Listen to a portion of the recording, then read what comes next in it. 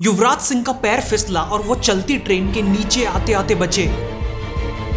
उस दिन युवराज सिंह लोडेड पिस्तौल लेके कपिल देव को मारने चले गए। वाइस कैप्टन तो युवराज सिंह थे, तब भी जब कैप्टन चुनने की बारी आई तो MS धोनी को चुना गया। एंड्रू फ्लिंटॉफ ने युवराज से कहा कि I am gonna cut your. उन्हें इतना गुस्सा आया कि उन्होंने 6 छक्के जड़ दिए।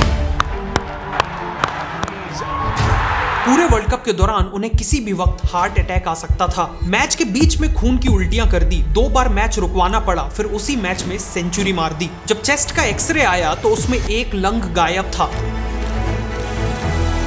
और कैंसर से वापस आके अपना हाईएस्ट ODI स्कोर मार दिया।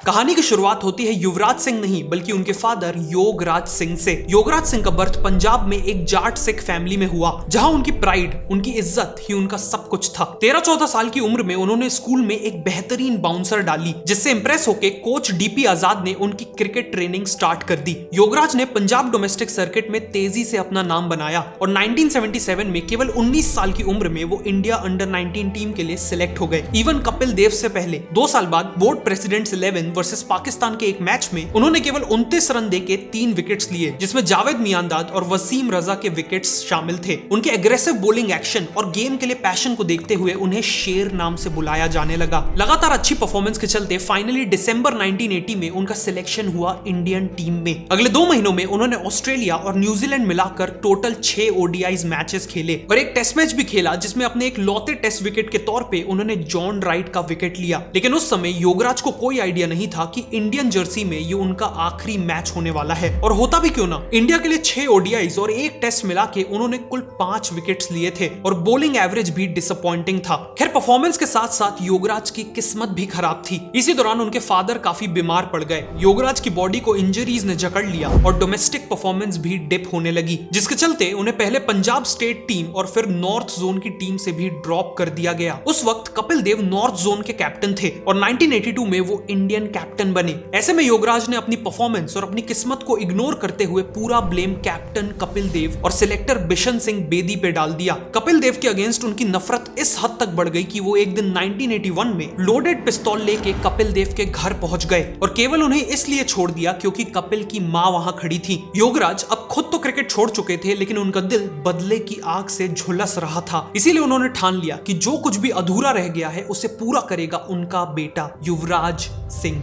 युवराज सिंह का बर्थ 12 दिसंबर 1981 में हुआ। बचपन से ही उन्हें पसंद थी फिजिकल एक्टिविटी, स्पोर्ट्स और आउटडोर्स रहना। पढ़ाई लिखाई से दूर दूर तक नाता नहीं था, जिस कारण 6th क्लास में उन्होंने केवल 37% स्कोर किए। मार्क्स इंप्रूव कराने के लिए मदर ने कई स्कूल बदले, लेकिन कोई फायदा नहीं हुआ। फाइनली योगराज ने यूवी को पटियाला के यादविंद्र पब्लिक स्कूल में डाल दिया, जो अपने एथलेटिक्स कल्चर के लिए जाना जाता था। यहाँ युवराज को प्यार हुआ क्रिकेट नहीं, टेनिस से। वो हर दिन घंटों प्रैक्टिस करते थे और लेजेंडरी बोरिस बेकर जैसे बनना चाहते थे। इनफैक्ट बेकर को कॉपी करते हुए उन्होंने एक मैच में फ्रस्ट्रेट होकर अपने 2100 रुपए के रैकेट को स्मैश कर दिया। रैकेट टूटते ही यूवी को समझ आ गया कि उनसे बहुत बड़ी गलती हो चुकी है। उनके फादर ने उसी दिन उनकी टेनिस ट्रेनिंग हमेशा के लिए रुकवा दी। टेनिस के बाद यूवी ने स्केटिंग चुनी और चंडीगढ़ के सेक्टर 10 रिंक में हफ्ते के 6 दिन प्रैक्टिस करने लगे। एज अ रिजल्ट केवल 11 साल की उम्र में वो अंडर 14 नेशनल्स के लिए क्वालिफाई कर गए और 50 लैप्स की रेस में फर्स्ट पोजीशन हासिल करके उन्होंने गोल्ड मेडल जीता। लेकिन फिर कुछ हार्ट ब्रेकिंग हुआ। जब कार में यूवी ने अपने फादर को मेडल्स दिखाए तो योगराज ने उनका मेडल और स्केट्स दोनों गाड़ी से बाहर फेंक दिए और कहा कि आज से तू क्रिकेट खेलेगा, ना कि ये लड़कियों का स्पोर्ट। अगर क्रिकेट नहीं खेलेगा तो मैं तेरे पैर तोड़ दूंगा। खैर, स्पोर्ट्स के अलावा यूवी ने कुछ समय एक चाइल्ड एक्टर के तौर पे भी काम किया, मेहंदी सजदा दी और पुत सरदारा जैसी पंजाबी फिल्म्स में। लेकिन सोनीपत में एक सीन के दौरान वो ट्रिप कर गए, उनका पैर फिसला और वो चलती ट्रेन के नीचे आते आते बचे, जिसके बाद उनका एक्टिंग करियर भी सेम डे एंड कर दिया गया। यूवी की पसंद की हर चीज एक एक करके साइड होती गई, क्योंकि योगराज के मन में यूवी के लिए केवल एक मंजिल थी, क्रिकेट।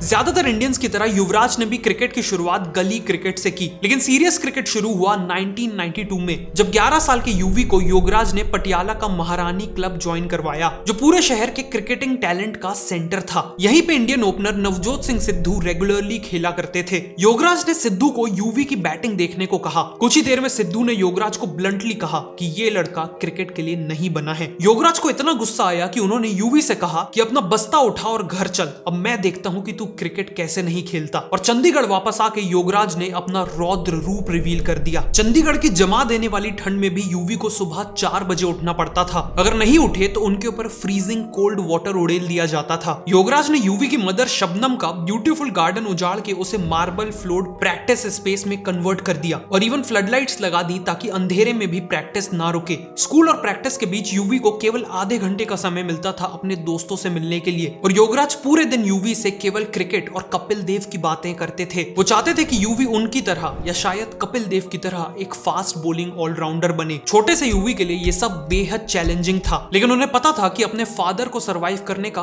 केवल एक तरीका था, क्रिकेट में बेहतर बनना। इवेंचुअली उनकी पेस इंप्रूव हुई, रिफ्लेक्सेस शार्प हुए और वो क्रिकेट को एंजॉय करने लगे। करीब 1 साल तक चली इस ट्रेनिंग के बाद 12 साल के यूवी को बिशन सिंह बेदी के क्रिकेट कैंप में एनरोल किया गया। बिशन सिंह बेदी ने बहुत जल्द युवराज को फास्ट बॉलिंग से बैटिंग में शिफ्ट कर दिया और वो स्पिन बॉलिंग भी करने लगे, जिसके बाद उन्होंने वहां के एक मैच में सेंचुरी भी लगाई। 1997 में केवल 15 साल की एज में यूवी ने पंजाब के लिए फर्स्ट क्लास क्रिकेट में डेब्यू किया। उनका मैच था ओडिशा के अगेंस्ट मोहाली में, लेकिन ये डेब्यू एक बहुत बड़ा डिजास्टर साबित हुआ। बल्ले से उन्होंने स्कोर किए 0 और एक कैच भी ड्रॉप कर दिया, जिसके चलते उन्हें 2 साल तक डोमेस्टिक क्रिकेट में कोई मौका नहीं मिला। 1999 में उन्होंने हैदराबाद के अगेंस्ट एक मैच में वापसी की, लेकिन फिर से केवल 20 रन बनाए। इसी दौरान जब एक रणजी प्रैक्टिस मैच में वो 39 रन में आउट हो गए तो घर पर उनकी लाइफ का सबसे डरावना किस्सा हुआ। ब्रेकफास्ट के दौरान योगराज ने यूवी के ऊपर दूध का ग्लास फेंक के मारा और कहा कि तूने मेरी रेपुटेशन मिट्टी में मिला दी, अगर तू मेरा बेटा नहीं होता तो मैं तुझे गोली मार देता। ऐसा लगा कि यूवी का करियर कहीं नहीं जा पाएगा, लेकिन फिर उनके 18th बर्थडे के पहले सब कुछ बदल गया। हरियाणा के अगेंस्ट एक मैच में उन्होंने अपनी पहली फर्स्ट क्लास सेंचुरी बनाई, 21 फोर्स और 2 सिक्सेस के साथ 149 रन्स इन 291 बॉल्स। लेकिन ये तो केवल शुरुआत थी। फिर आया कूच बिहार ट्रॉफी का फाइनल। यूवी की टीम पंजाब का मुकाबला था बिहार की टीम से, जिसमें महेंद्र सिंह धोनी नाम का एक यंग विकेट कीपर भी था। बिहार की पूरी टीम ने बनाए 357 रन्स, तो वहीं यूवी ने अकेले ही बना डाले 358, पूरी बिहार की टीम से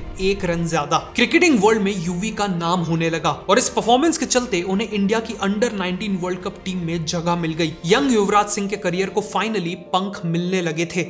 श्रीलंका में होने वाले अंडर 19 वर्ल्ड कप में भी युवराज ने अपना बेहतरीन फॉर्म कैरी किया। ऑस्ट्रेलिया के अगेंस्ट सेमीफाइनल में उन्होंने केवल 25 बॉल्स में 58 रन्स जड़ के इंडिया को फाइनल्स में पहुंचाया। फाइनल्स में इंडिया ने श्रीलंका को 178 रन्स में ही ऑल आउट कर दिया और अंडर 19 वर्ल्ड कप जीत लिया। और इस जीत के हीरो और प्लेयर ऑफ द टूर्नामेंट बने युवराज सिंह। उनके स्टैट्स 203 रन्स और 12 विकेट्स। एक तरफ अंडर 19 टीम अपनी पीक पे थी, तो वहीं इंडिया की मेन टीम कोलैप्स हो रही थी, एक के बाद एक सामने आने वाले मैच फिक्सिंग स्कैंडल से। जो फैंस पहले क्रिकेट की पूजा करते थे, अब उन्हें हर ड्रॉप कैच, हर लूज बॉल और कोई भी हारा हुआ मैच फिक्स्ड लग रहा था। बीसीसीआई को पता था कि इंडियन क्रिकेट को एक कंप्लीट रीसेट की जरूरत है, इसीलिए सबसे पहले उन्होंने मई 2000 में नेशनल क्रिकेट एकेडमी को खोला, जिसका पर्पस था नए यंग टैलेंट को आइडेंटिफाई करके उन्हें वर्ल्ड क्लास फैसिलिटी में ट्रेनिंग देना, ताकि वो करंट प्लेयर्स को रिप्लेस कर सकें। जहीर खान, गौतम गंभीर, मोहम्मद कैफ और हरभजन सिंह जैसे कई अपकमिंग प्लेयर्स के साथ यूवी को भी फर्स्ट बैच में चुना गया। इसके बाद बीसीसीआई ने इंडिया का नया कप्तान बनाया सौरव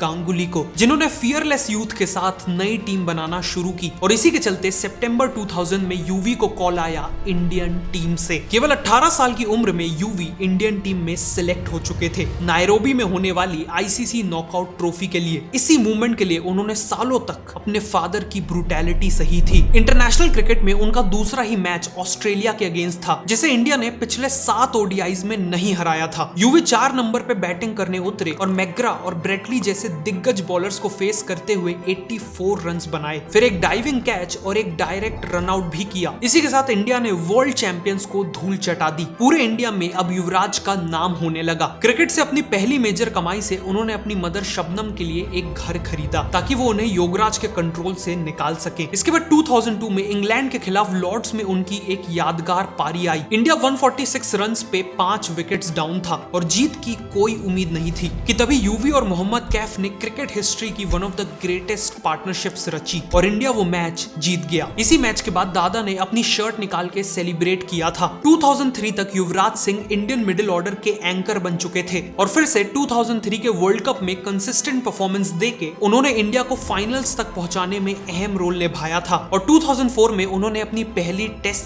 सेंचुरी भी मारी। अगले 2-3 सालों में उन्होंने हर फॉर्मेट में अपनी कंसिस्टेंट परफॉर्मेंस कंटिन्यू रखी। लेकिन फिर आया 2007 का T20 वर्ल्ड कप, एक ऐसा टूर्नामेंट जो उन्हें वर्ल्ड क्रिकेट के इतिहास में अमर बना देने वाला था।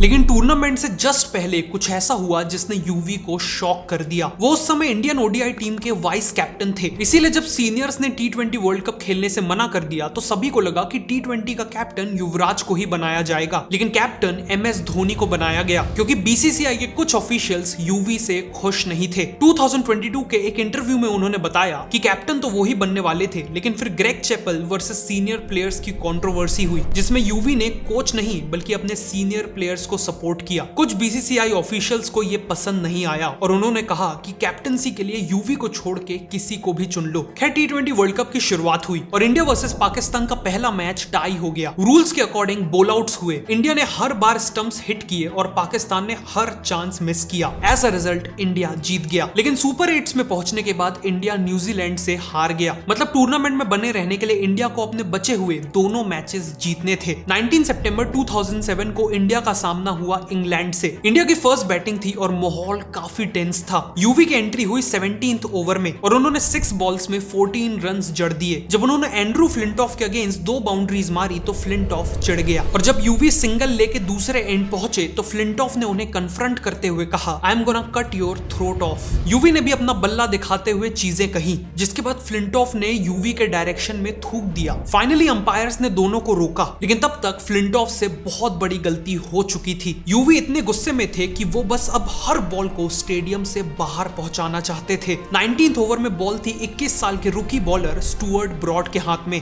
बॉल 1 काउ कॉर्नर पे डली। यूवी ने बल्ला घुमाया और 6। फिर 2nd, 3rd, 4th और 5th बॉल भी बाउंड्री के बाहर लैंड हुई। हर 6 के बाद यूवी ने फ्लिंटॉफ को घूरा और उससे उसकी गलती का एहसास दिलाया। ओवर की आखिरी बॉल बची थी और ग्राउंड की एनर्जी इलेक्ट्रीफाइंग थी। ब्रॉड ने बचने के लिए 6th ball wide mid on में डाली और यूवी ने इसमें भी 6 मारा। इसी के साथ उन्होंने 6 बॉल्स में 6 छक्के मार के वो रिकॉर्ड बनाया जो ना उसके पहले हुआ था और ना ही उसके बाद। साथ ही केवल 12 बॉल्स में 50 करके उन्होंने फास्टेस्ट T20 हाफ सेंचुरी भी जड़ दी। इंडिया ये मैच जीत गया और इस जीत ने पूरी टीम की एनर्जी बदल दी, जिससे इंडिया फाइनल्स तक भी पहुंच गया। इंडिया ने पाकिस्तान के अगेंस्ट एक नेल बाइटिंग फाइनल मैच जीता और हम उस दिन T20 वर्ल्ड चैंपियंस बन गए। इसी के साथ युवराज सिंह अब लिमिटेड ओवर्स में इंडिया के सबसे बड़े मैच विनर बन चुके थे। ऐसा लगा कि कुछ भी उनके अगेंस्ट नहीं जा सकता। लेकिन तभी कहानी में एक बहुत बड़ा ट्विस्ट आता है।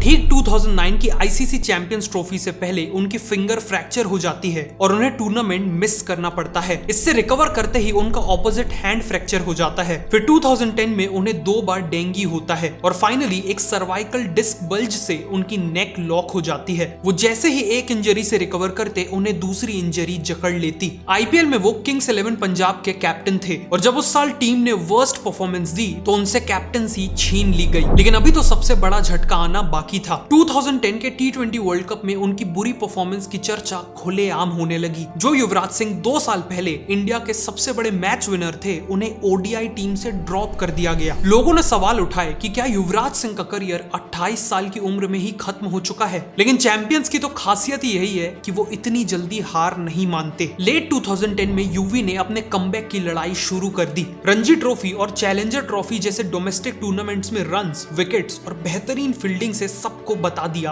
कि उनकी कहानी खत्म नहीं हुई है। फाइनली उन्हें इंडियन ओडीआई टीम में वापस सिलेक्ट कर लिया गया। युवराज के सामने उनकी लाइफ का सबसे बड़ा टूर्नामेंट दस्तक दे रहा था, 2011 ओडीआई वर्ल्ड कप। लेकिन इसी वर्ल्ड कप के दौरान वो एक ऐसी जंग लड़ने वाले थे जिसके सामने उनके सभी पास्ट स्ट्रगल्स छोटे पड़ने वाले थे और वो जंग थी कैंसर के साथ। युवराज को मीडियास्टिनल सेमिनोमा नाम का एक रेयर कैंसर हुआ था। लेकिन उससे पहले मैं आपसे एक दूसरी तरह के कैंसर के बारे में बात करना चाहता हूं जो हर दिन हजारों इंडियंस को अफेक्ट करता है, ब्लड कैंसर। हर 5 मिनट में एक इंडियन को ब्लड कैंसर या ब्लड डिसऑर्डर डायग्नोस होता है और हर साल करीब 70,000 लोग इससे अपनी जान गंवा देते हैं। इस डिसीज में ब्लड सेल्स एबनॉर्मली और अनकंट्रोलेबली बढ़ने लगते हैं। ये कैंसरस सेल्स ब्लड स्ट्रीम्स में बढ़ जाते हैं जिससे हेल्दी सेल्स का प्रोडक्शन रिड्यूस हो जाता है, जिस वजह से ब्लड अपना बेसिक काम ही नहीं कर पाता, जैसे इन्फेक्शन से लड़ना या ऑर्गन्स तक ऑक्सीजन पहुंचाना। जब कीमोथेरेपी और बाकी स्टैंडर्ड प्रोसीजर से डिजायर्ड रिजल्ट्स नहीं मिलते तो उस केस में ब्लड कैंसर का सबसे असरदार इलाज है stem cell transplant. Stem cells basically mother cells होती हैं जो नए ब्लड सेल्स बनाती हैं। इस प्रोसीजर में डोनर से healthy blood stem cells collect करके पेशेंट में ट्रांसप्लांट किया जाता है, जिससे उसका पूरा ब्लड सिस्टम दोबारा हेल्दी बन सकता है। ट्रांसप्लांट के लिए पेशेंट और डोनर का HLA टाइप यानी टिश्यू कैरेक्टरिस्टिक्स मैच होना जरूरी है। अगर एथनिसिटी और जेनेटिक बैकग्राउंड सिमिलर हो तो मैच के चांसेस ज्यादा होते हैं। लेकिन प्रॉब्लम यह है कि global stem cell donor database में सिर्फ 0.09% इंडियंस ही रजिस्टर्ड हैं। इसीलिए एक इंडियन ब्लड कैंसर पेशेंट के लिए मैचिंग डोनर ढूंढना बहुत डिफिकल्ट हो जाता है और इसी प्रॉब्लम को सॉल्व करता है DKMS। ये इंडियन डोनर्स का एक मैसिव डेटाबेस बना रहे हैं ताकि ब्लड कैंसर पेशेंट्स को जिंदगी में एक सेकंड चांस मिले। एक potential blood stem cell donor के तौर पे रजिस्टर करने के लिए आपको सिंपली डिस्क्रिप्शन या पिन कमेंट में दिए हुए लिंक को क्लिक करना है। कुछ बेसिक एलिजिबिलिटी क्वेश्चंस आंसर करने हैं। फॉर्म भरने के एक हफ्ते के अंदर आपके घर में स्वैप किट आ जाएगी। किट में दिए इंस्ट्रक्शंस को फॉलो करके अपने चीक्स के अंदर स्वैप करिए, फिर कंसेंट फॉर्म साइन करके स्वैप को एनवेलप में पैक कर दीजिए। फिर एनवेलप पे दिए रिवर्स पिकअप QR कोड को स्कैन करिए, व्हाट्सएप के थ्रू रिवर्स पिकअप रिक्वेस्ट करिए और फिर किट को वापस भेज दीजिए। रजिस्ट्रेशन से लेकर पिकअप तक पूरा प्रोसेस बिल्कुल फ्री है। आपके स्वैप से आपका HLA टाइप पता चल जाएगा और आप एक पोटेंशियल डोनर के तौर पे रजिस्टर हो जाएंगे। अगर कभी आपके स्टेम सेल्स की जरूरत पड़ती भी है तो ये आपके ऊपर है कि आप डोनेट करना चाहते हैं या नहीं। और डोनेशन प्रोसेस बिल्कुल ब्लड प्लाज्मा डोनेशन जैसा ही सिंपल है। रजिस्टर करना आपके लिए एक सिंपल 5 मिनट का स्टेप है, लेकिन यही स्टेप किसी और को एक नई जिंदगी दे सकता है। तो अभी के अभी डिस्क्रिप्शन या पिन कमेंट में दिए हुए लिंक पे क्लिक करके खुद को DKMS के साथ एक potential blood stem cell donor के तौर पे रजिस्टर करिए। अब कहानी पे वापस आते हैं और अब यूवी के सामने उनकी लाइफ का सबसे बड़ा टूर्नामेंट दस्तक दे रहा था, 2011 ODI वर्ल्ड कप।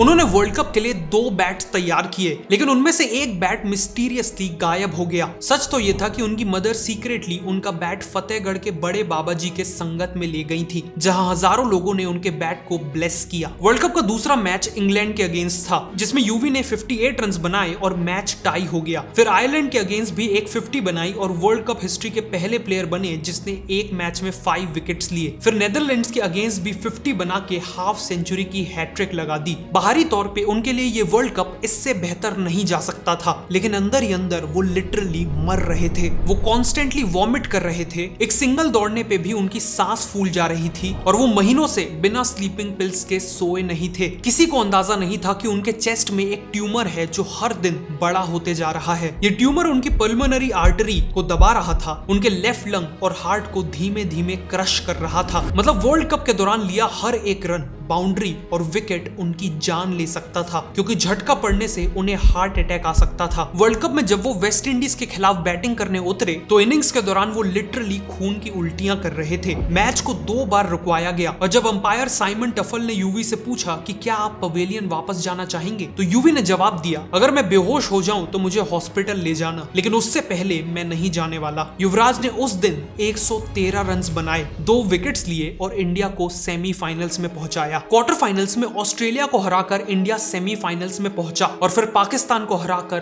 फाइनल्स में पहुंच गया। फाइनल से एक रात पहले भी उन्हें खून की उल्टियां हो रही थी और यूवी ने उस रात प्रार्थना की, भगवान चाहे बाद में मैं मर जाऊं, लेकिन बस एक बार इंडिया वर्ल्ड कप जीत जाए। फिर 2 अप्रैल 2011 का दिन आया, मुंबई का Wankhede stadium, India versus Sri Lanka world cup final. जब यूवी बैट करने आए तो इंडिया को जीत के लिए केवल 50 रन चाहिए थे और वो नॉन स्ट्राइकर एंड पे ही थे जब धोनी ने वो आइकॉनिक विनिंग 6 मारा। फाइनली टीम इंडिया और यूवी वर्ल्ड चैंपियंस बन चुके थे। उन्हें 362 रन्स और 15 विकेट्स लेने के चलते प्लेयर ऑफ द टूर्नामेंट के खिताब से नवाजा गया। दुनिया के लिए तो युवराज अपनी लाइफ की पीक पे थे, लेकिन उन्हें अंदाजा नहीं था कि ये आदमी अपनी मौत से सिर्फ एक कदम दूर खड़ा है।